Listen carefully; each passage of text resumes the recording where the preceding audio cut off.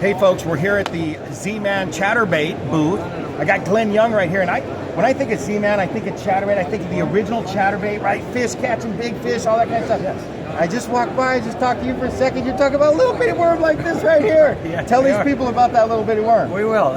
We started working on this. Actually, it's been a technique that's been around for a long time, but not really publicized a lot. And really what it's called the Ned Rig. And the Ned Rig was actually named after Ned Cady, who writes for In Fisherman magazine. He's kind of a finesse guru in the Midwest who fishes a lot of very highly pressured public waterways. And so he's always trying to go in and fish behind other people, trying to figure out ways to catch a lot of fish in a short period of time. And we started working with Ned on dialing in the right profiles of these baits and the right fall rates. So we introduced a series of jig heads called the Finesse Shrooms jig heads, which are these guys here, which we're bringing out a new weedless version this year. It's got a little wire guard in there to keep it weedless. But what really took off was this little bait right here called the Finesse TRD, which stands for the real deal.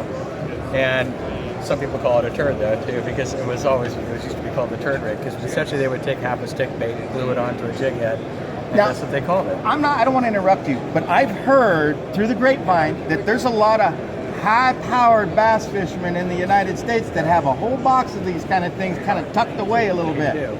Yep, this is their little secret, in case of emergency, break glass type of a setup for these guys. When they have to pull numbers in a hurry when nothing else is working, this produces. I don't hear those guys talking a lot about this. And they won't. Okay, they but you're here to do that for them. I'm here to blow it. I'm here to blow the secret open for them. That's awesome. That's good stuff. And we've had a lot of guys come up to us and say, "Would you stop telling everybody about my secret bait, please?" So, but I have to sell it. So. Folks at Western Bass, look, don't tell anybody about this, okay? We're kind of blowing the lid open on this thing, but keep it quiet. Don't tell anybody else. I mean, this little guy, it doesn't look a lot like anything to you and I when we look at this, but keep in mind that every year when a crawdad molts, a lot of times it'll lose its claws. Well, what it does is essentially it takes on that shape.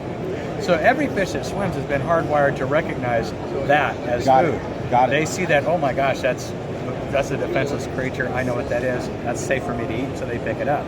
And we've seen them refuse other baits, but pick this up instantly. That's without awesome. hesitation.